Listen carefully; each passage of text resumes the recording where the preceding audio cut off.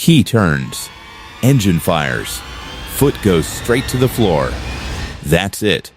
That's the whole mistake, and if you drive a Ford, you've probably done it this week without thinking twice, backing out of the driveway, already thinking about being late.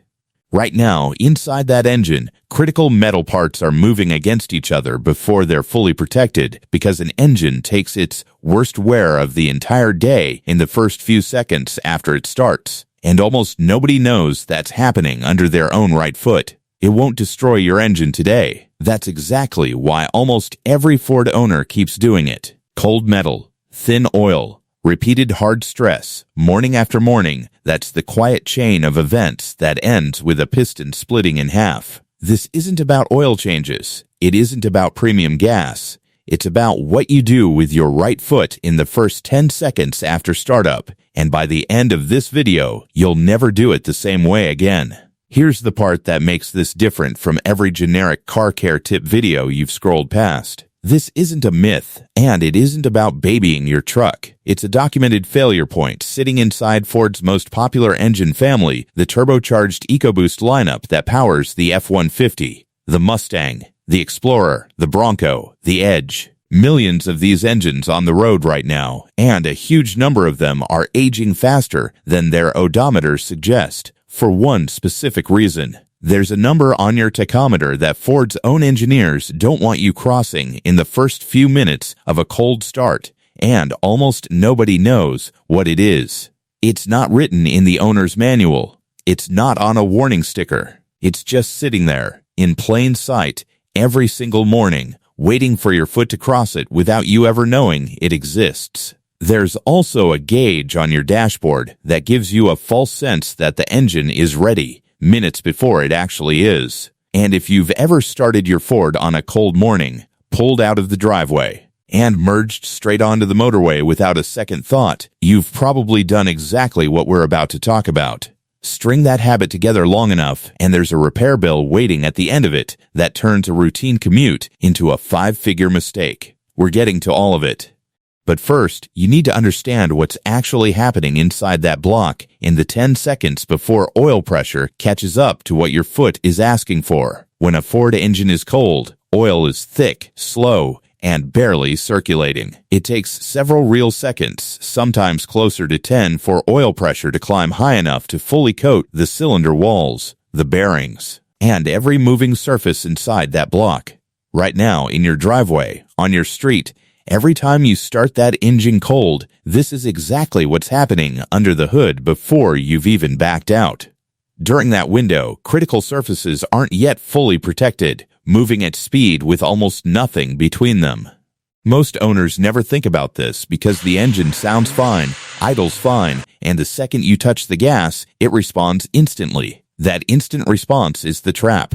The engine will do whatever you ask of it, whether or not it's actually protected yet. Floor it during that window, and you're not accelerating your loading components that were built to last 200,000 miles. Not 10 years of cold hard launches. And here's what almost nobody realizes. Not every part inside that engine pays the same price for this habit. One component absorbs almost all of the damage, and it's not the one you'd expect. So what is it, and why does it matter more than anything else under the hood? Here's where it gets serious for Ford owners, specifically. If your Ford has a turbo in most modern EcoBoost models, there's a small spinning component that suffers more than anything else from a cold hard launch, the turbocharger. It spins at extraordinary speed, and on a cold start, it's doing that with almost no oil protecting it. Hit the throttle hard right away, and you're asking that turbo to work before it's actually ready to. Do that morning after morning, and you're not wearing it down evenly. You're meaningfully raising the odds it fails early, sometimes tens of thousands of miles before it should. Picture two identical F-150s, same mileage, same year. One owner floors it every cold morning on the way to work. The other eases into traffic for a few minutes first. The second truck's turbo is far more likely to still be original at 150,000 miles. That difference didn't come from a tune-up or a warranty. It came from 10 seconds of patience, repeated for years. And that faint whistle or slight hesitation you've been ignoring under boost? It may not have started last month. It may have started 2 or 3 years ago. One harmless feeling, cold morning at a time. So if the turbo takes the hit, what's actually happening to the rest of the engine while you're sitting at that red light? Now here's the trap that keeps otherwise careful owners falling for this every single day. You glance at the dash, the temperature needle's already climbing toward normal, and your brain tells you the engine's warmed up. So you merge, you accelerate, you go about your commute like nothing's different, except that gauge is only telling you about the coolant, not the oil. Coolant heats up fast. Oil takes longer, and it's the oil doing the actual protecting inside your engine, not the coolant. So on a cold morning, you can be looking at a perfectly normal temperature reading, while the oil around your pistons and turbo is still nowhere close to ready. It's not that the gauge is lying to you on purpose, it's just answering a question you didn't ask, while the one that actually matters goes unanswered. Which raises the real question. If you can't trust the dash to tell you when it's safe to push the engine, what happens if you keep pushing it anyway, morning after morning, for years? String this habit together for months, for years. And this is where it lands. Cylinder walls get scuffed from repeated contact before the oil film is fully established. Piston rings lose their seal over time and start letting the engine burn oil. And in the more serious cases, something mechanics who specialize in Ford turbo engines see regularly cold hard launches combined with normal age and mileage significantly increase the long-term risk of stress fractures in the piston itself. That's not a scare tactic, that's a documented risk factor. And it's exactly what that cracked piston image represents. When it finally fails, you're not looking at an oil change. You're looking at a turbo replacement running into the thousands, or in the more serious cases,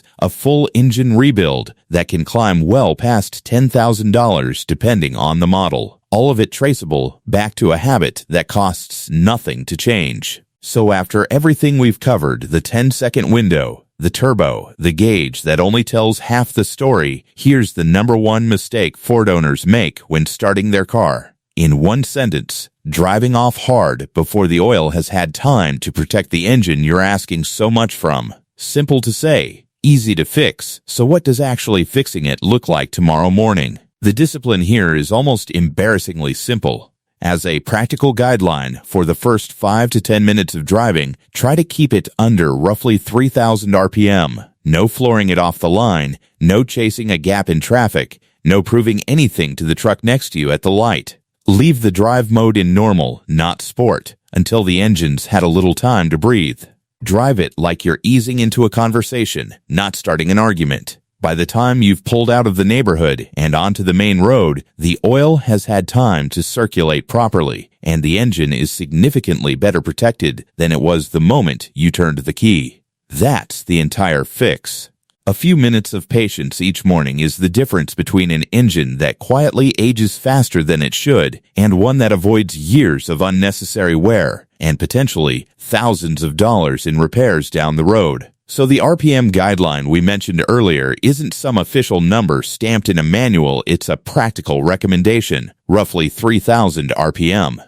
That gives your engine the grace period it actually needs before you ask it for everything it's got. The gauge on your dash was never lying to you. It was just telling you about the wrong system, giving you a false sense of readiness while the oil was still catching up. And that cracked piston isn't an exaggeration for a thumbnail, it's what years of hundreds of ordinary, harmless feeling mornings can quietly build toward. Here's the part worth remembering tomorrow. When you're sitting in the driveway with the engine just turned over, you're going to have a choice. The same choice every Ford owner has every single morning. A few minutes of patience or years of unnecessary wear on an engine that was built to outlast the truck around it. That choice costs you nothing but a little restraint at a red light. If this changed the way you're going to start your Ford tomorrow morning, that's exactly what this channel exists for. Subscribe, and I'll see you in the next one.